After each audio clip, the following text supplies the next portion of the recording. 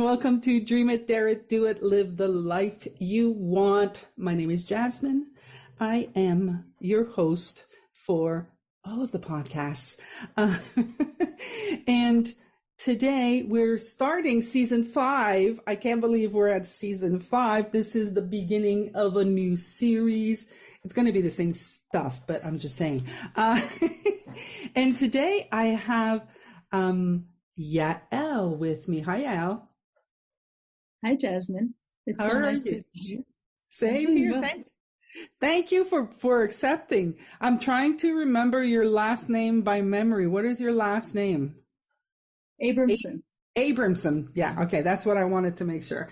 So Yael, so everybody knows that I don't know most of my guests when they show up.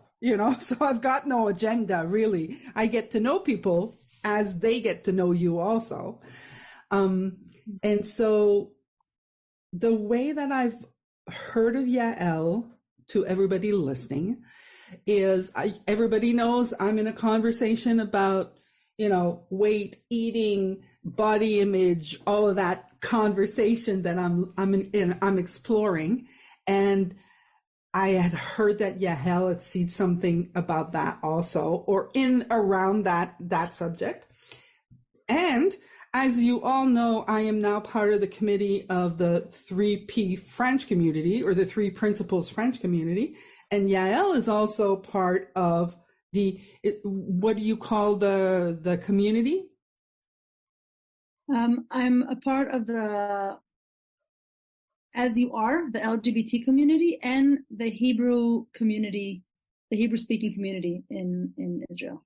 Okay, very cool. So obviously your first language is Hebrew? It's English, but growing up in Israel. Yeah. It's okay.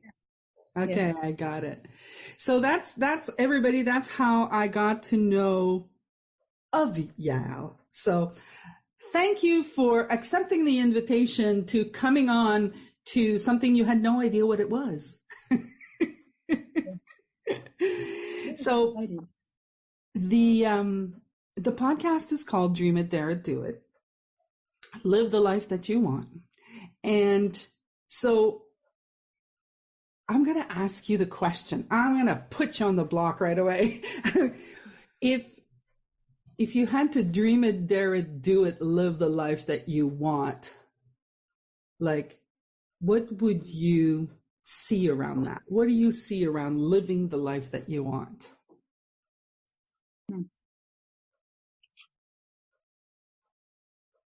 Good question. Living the life that I want. There are a lot of things that I would like to have in my life. But the life that I want to live, which I am more and more present to, is having a life where I have more of life and less of want.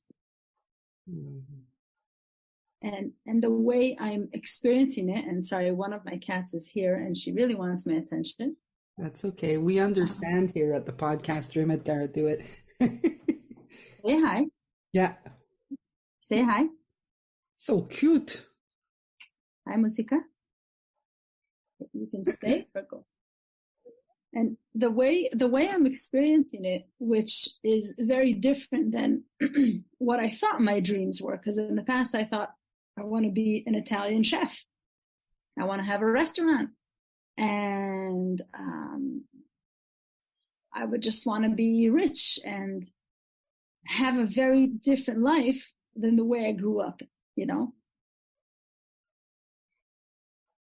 But since coming across the principles and having of my, I guess, disabilities move away, and weight was one of them, and thinking about food and body image. The days I'm spending in now is having days where I have just more peace of mind. Like I'm spending it and not thinking about how do I want to spend my life, which was a very big part of the past. And also when I came across the principles, because I was a lot in, I was in the intellectual side of it, like thinking about thought. And I spent a lot of time doing that. I didn't know that it wasn't so helpful for me. So now living the life that I want is having days where most of my day is just here. It's peaceful. It's not asking myself how my day was, not wondering, how my day is going to be tomorrow. It's spending more time in life,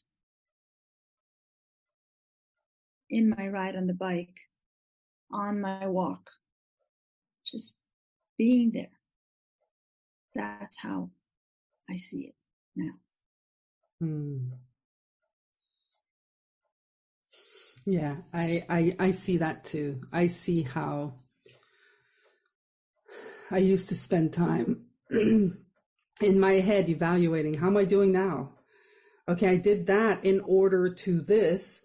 So, I want money. I did that for this. Okay, so did that happen? Oh, I don't have money. Okay, now I'm miserable. Like I just like be living. It's kind of like living up there, right? You live in a made up world instead of going, oh wait, today I took my dog in my arms and she just loved me unconditionally and she gave me kisses and oh, I went on a podcast episode and I met somebody that's in Israel and, I had a great conversation and, oh, the sun is beautiful outside. Look at the color of the snow. But like, it's just like so different from before where it was like, I want to be important. I want to have a business card. I want to make a lot of money, which it doesn't, I'm not saying that that's wrong though. I'm not saying that if you want that, it's wrong.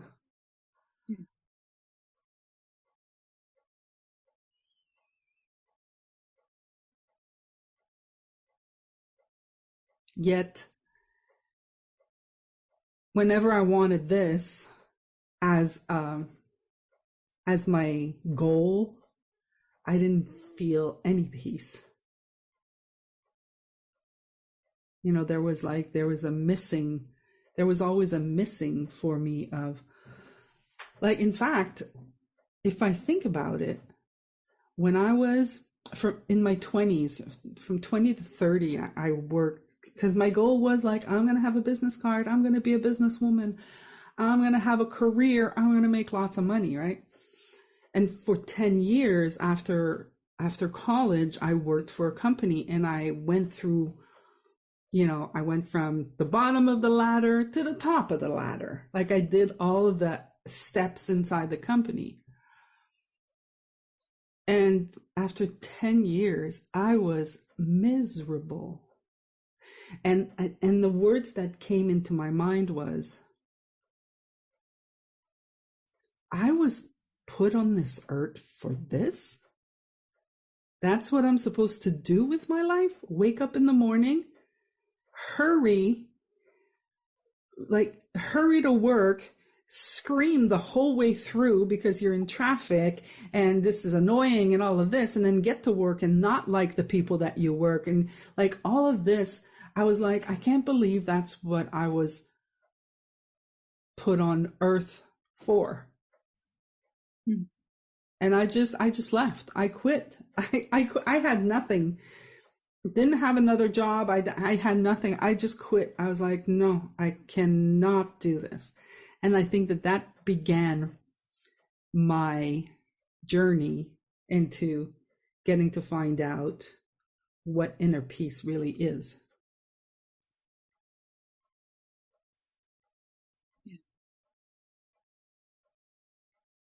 I think it's very interesting that I didn't think that I wanted to lose weight. I wanted to lose weight, but I didn't think it in order for it to happen. Like when I came across the principles, I was diagnosed with bipolar. I was going through psychosis on and off. I was 125 kilos. And I kind of accepted that was my life. And in that space, I didn't have many goals for myself, or I didn't have many ideas of where I could go, because I was very limited, because I was on medication and I was living a life that it was kind of like, it was like, I thought it was given to me. It was like, here, this is what happens. You have a disease. This is how you deal with it. So even thinking of going on, I don't know, 3-month vacation was not possible, because then I had to go back and get medication, right? I had to be in touch with my doctor. I have to have a blood test. So when I came across this understanding, and I heard this man, this simple man, say, we all live in the middle of mental health. We just don't know it. I felt that was true. I felt that was true. And when you say inner peace, that is a feeling.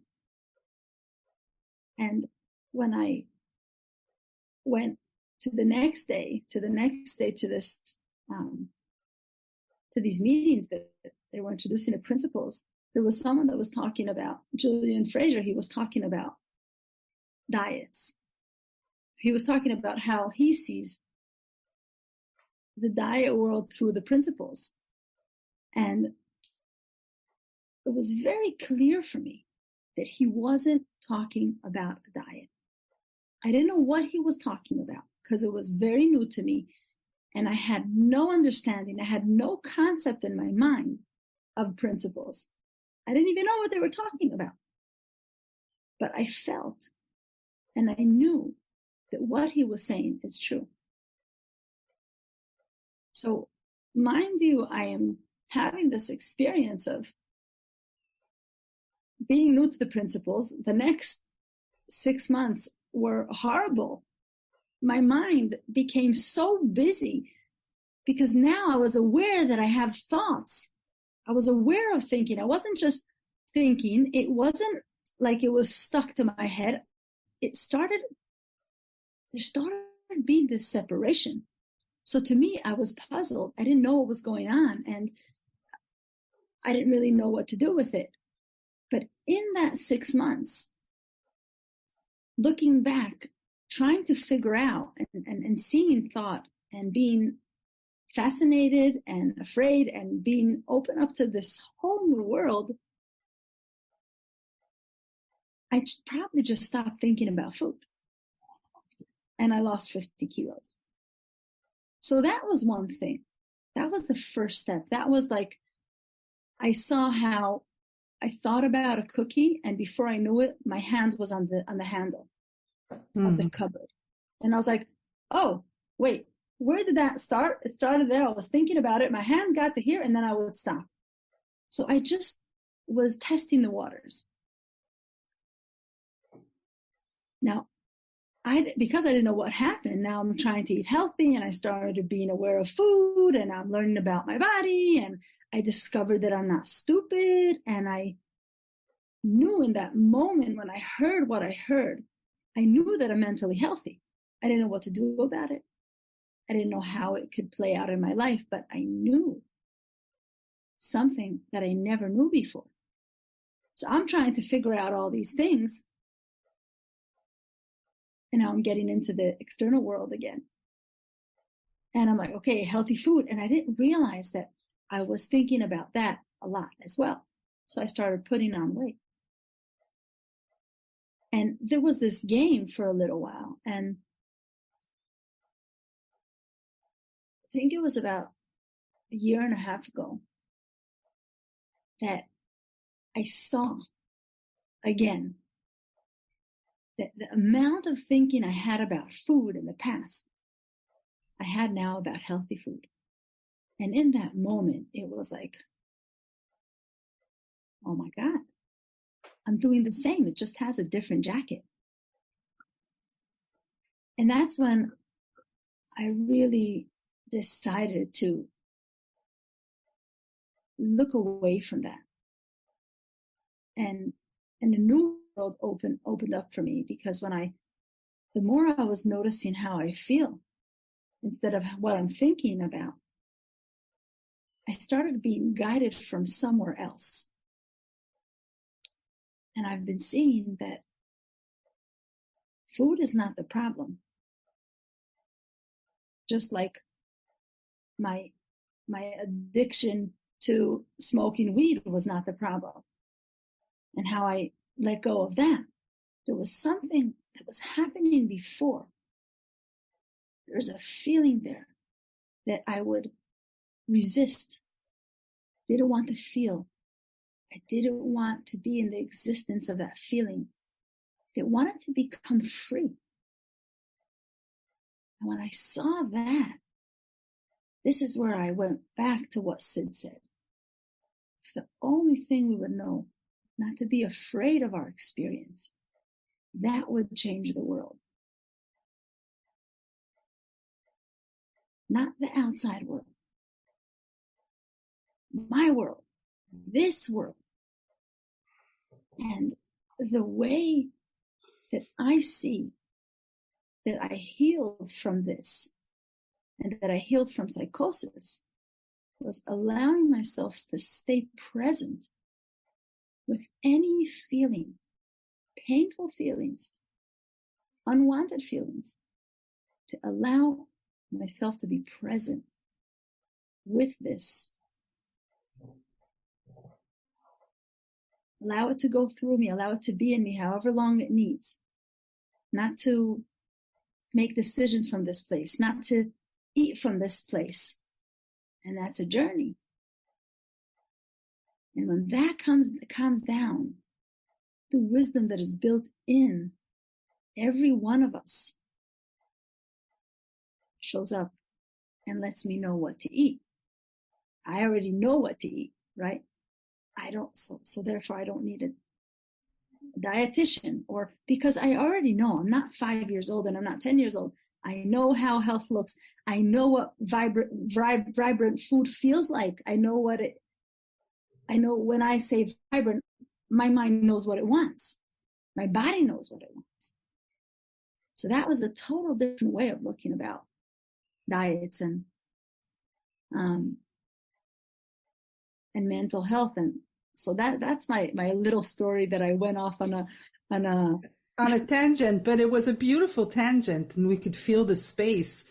Honestly, we could feel the space. And it just reminds me, like lately, because I've been exploring it for myself. I mean, we can see that Jasmine's overweight. I mean, there's no hiding it, right? Like, but I always have been all my life. I mean, people started telling me I was overweight when I was 6, you know? I mean, I remember people saying I wasn't overweight.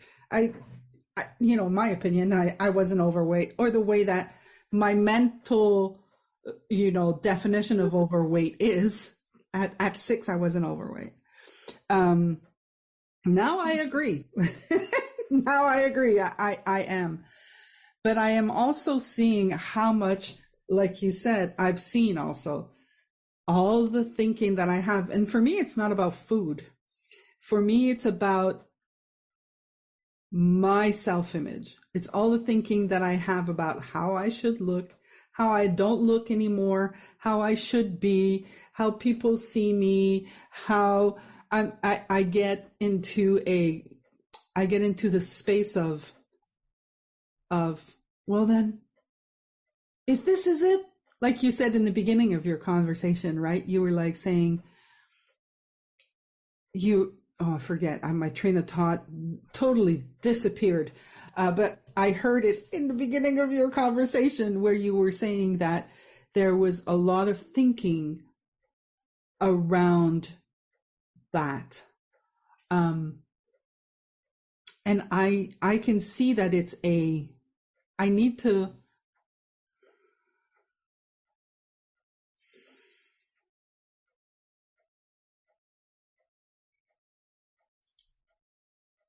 I kind of go into a mode of this is what you gave me. That's what you said. This is what you gave me. I have to live with it. I have to accept it. That I'm sick. That's it. That's that, right? So I've seen that for myself also. And where I went with it in the past few months is our body knows. Like, our body knows what to do. Yeah, like if I cut myself, it's going to heal myself, right? Well, my body knows when it's hungry, and my body knows when it's not, when it's done, right? So I'm bringing my awareness to that. I'm bringing my awareness to, okay, are you hungry because your body's saying you're hungry? Or are you hungry because you want to eat because you're bored? You want to eat because you like it. You want to eat, you want to eat it because it actually tastes good and it's going to make me feel good when I taste it. So there's all this, I'm seeing all of that now. And I think in what I heard and what you said, it was an evolution also, right? It's not like you woke up one morning and you said, okay, I see it now, and bloop, you lost 200 kilos, you know? It's not like, okay, that's not how it works. It's becoming aware and seeing within your world what's going on.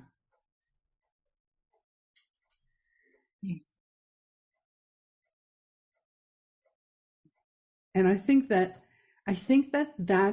I actually loved what you said about that. It's like it's not the entire world. It's your world. Yeah. Can I say something about that? Yes, please. So for when you talked about body image, it just reminded me, yeah, I forgot that it was totally about that, you know. It was totally about that. I didn't even think I needed to change what I was eating. I love the food that I love. Pasta and bread I ate pasta every day for lunch and for dinner. And I loved cooking. I was a chef. That was my life. Well, I thought that was my life. I thought that my life, that food was the biggest part of my life because I was good at it and I loved it and I loved serving it to others and I loved how I felt when I ate it and I loved how other people felt when they ate their food and the experience I gave them. But I didn't like who I was. No one would like me because I'm overweight. No one would like who I am because I can't perform this way because I'm overweight. But the thing that I saw that was in the beginning of that was when I would go through psychosis, I would become very, very skinny. So skinny, I looked like I was sick, skinny. And I think it was about 2 years before I came across the principles, probably 10 years ago. I was very overweight, right? And the highest weight I was ever in. And I looked in the mirror and I was disgusted. I don't understand today how can I be disgusted for myself, but that was the experience. And when I looked in the mirror, a thought came into my mind and it said, you remember when you were skinny and you didn't like yourself? And in that moment, I knew that it had nothing to do with my weight.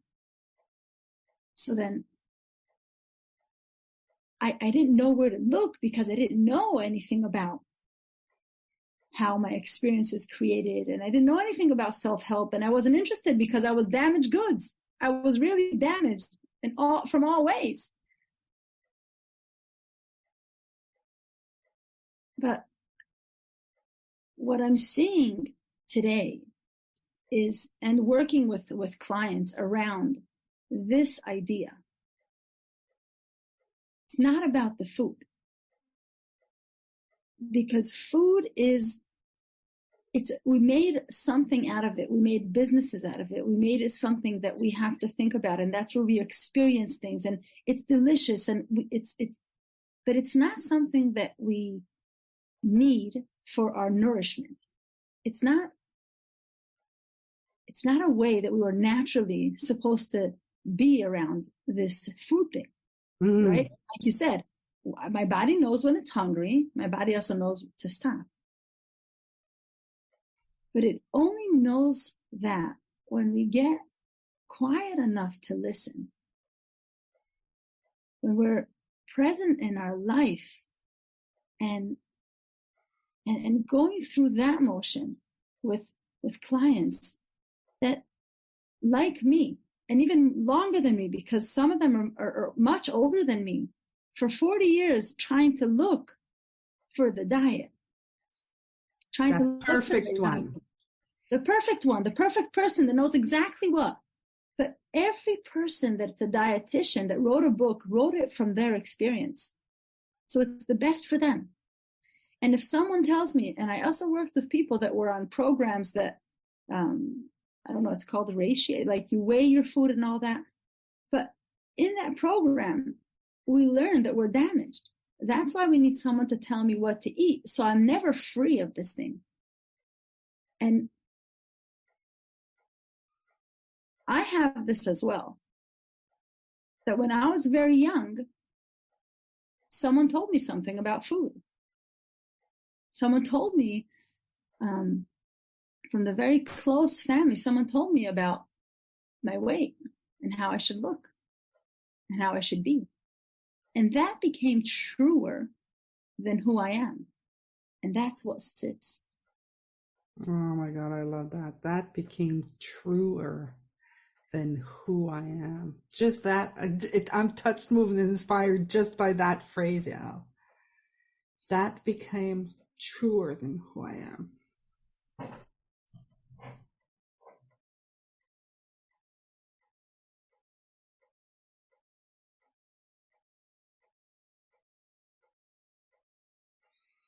And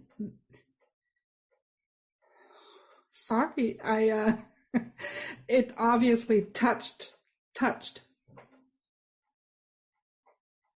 And for me, that was weight, right? And for me, that was also expression, self-expression. I was told that, I shouldn't express myself in such and such a way, and then that became truer than who I am. And I'm coming back to that now. I'm coming back to who I truly am. And I want that for everybody. Like, there's nothing wrong with every single one of us is just fine the way we are. Yeah. You reminded me what I wanted to say before I went on my second trip. Go. Dream it, dare it, do it. The life that I want to live, right? When I said, I heal my world when I allow all feelings to come up, right? And because we live in a world that we're all connected, we're all part of the same divine intelligence. No separation. We're all one of the same. Life will bring us and invoke in us through outside, through inside, through memories, whatever needs to come up in order to heal.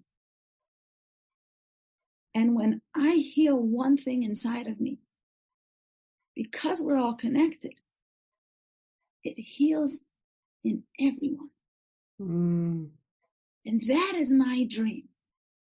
My dream in life is to live a beautiful life, making a dent in the mental health world and making a dent in the world of diets and food and body image. Because what I see is, I spent years and I meet every day people that are twice my age that are still trying to figure it out and spending so much of life trying to figure out how to nourish themselves. But it's not about that. They're trying to figure out how to have more peace in life. They're trying to find out where peace is. And it's nothing that can come from our external. That's what I know for sure. So that's my dream.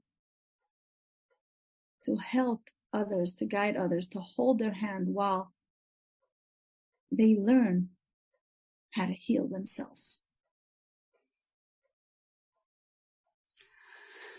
Yael, I was so happy to meet you today. Like, really, like, you made me cry, man. I really, like, this was a beautiful conversation, and I thank you greatly for accepting. It's my pleasure. It was my pleasure to be here with you today. And I'm looking forward to seeing you soon.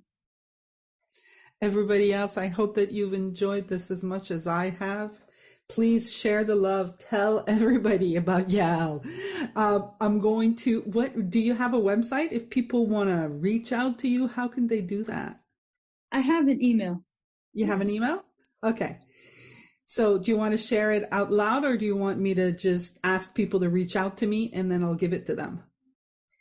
It's Yael Abramson 83 @gmail.com. Fantastic. All right. Well, thank you again. And I'm going to tell everybody else to dream it, dare it, do it, live the life that they want. And I'll see you next time. Take care, everybody. Bye.